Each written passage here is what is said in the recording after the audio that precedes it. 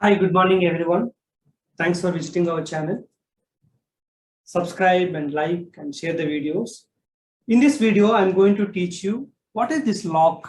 Sometimes you get a message that the group data or the respective transaction is locked by certain user. How to verify that? And how to terminate that respective lock? Okay. And most of the cases, this in production, we don't have access to this lock. We have to inform to the basis team. The lock is not being removed automatically. Okay, so what is this automatic removal and what is manually deletion? Okay, in this video we are going to learn that. Let me give an example. I opened this login with SAP XT51, this user ID, and I opened the another login SAP XT02 is another user, same client, same landscape. So I opened a material in MM02. I can show you from scratch. MM02. Maybe I opened some purchasing. Okay, I'm making changes. Okay, so I'm just doing this changes. It is in progress. At the same time, this SAP XT51, he came to any transaction. Let's give an example of MM02. He also wanted to change the same material. Give the material and click enter. Then system is giving an error message. The group data for the material is locked by SAP XT02. So see, the group data is locked by SAP XT02. He has already opened. So system is giving an error message because system will work in a dynamic way. The person who started the process first, SAP XT02 has started few seconds back, and SAP XT51 is starting now. So system is giving priority to SAP XT02 and it is locked for him. Let him complete his activity. Until that, you cannot make any changes to the material. It may impact his changes, so the system is locking. So that is the purpose of lock. You wanted to maintain the material master record for the material. However, it is already being processed by another user and is therefore it's locked. Try again later. So now what you have to do, how to check this log details also. There is a transaction code called SM12. Many of the consultants and many of the users also may not have the access to this transaction. SM12, select lock entries. You can check by table level, you can check by username. Okay. So if you know the username, you can give that. Already it is giving message SAP XT02 has locked it. You can check by user, or else you can make it empty and click enter. Enter. See, system is showing the respective lock entry. See, at morning 10:15, 38 seconds, the material data is locked by this user. Okay, lock mode is E. Okay, so this is the details here. How to remove this lock? There are two methods. The method one, that SAP XT02, you have to inform what you are doing.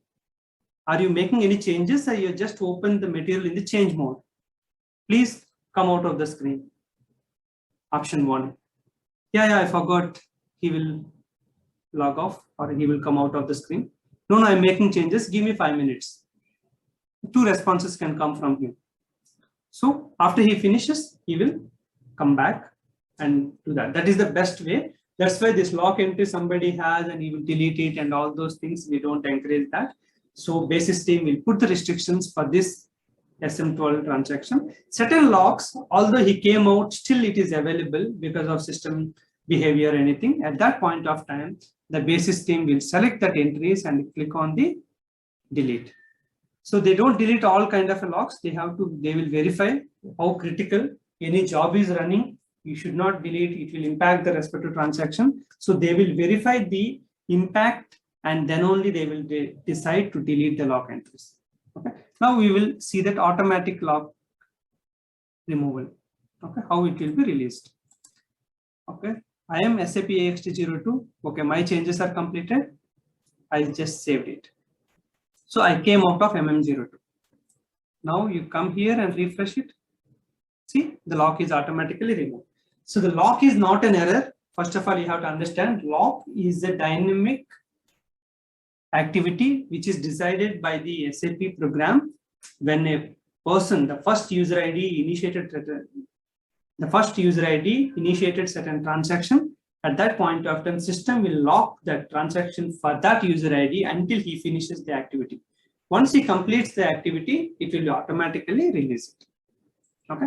Like I mentioned that it is not getting released, off day is completed and he came out, everything is done, or else that user ID is locked and the transaction is still it is running. They don't want it to run again. At that point of time, we have to inform to basis, please check this lock. From last 2 days, the lock is still available. We are not able to do the transaction, or else from last 3 hours, it is available. Still, the user ID already log off from the screen, but still the lock is not removed. At that point of time, we have to send the screenshot to basis team. So the basis team will select that respective entries and click on delete button to remove the locks. So automatically removal is the best method. That's the most of the regular methods. 99% of cases will come under that. Maybe 1% of cases, sometimes although log off, still the lock is not removed.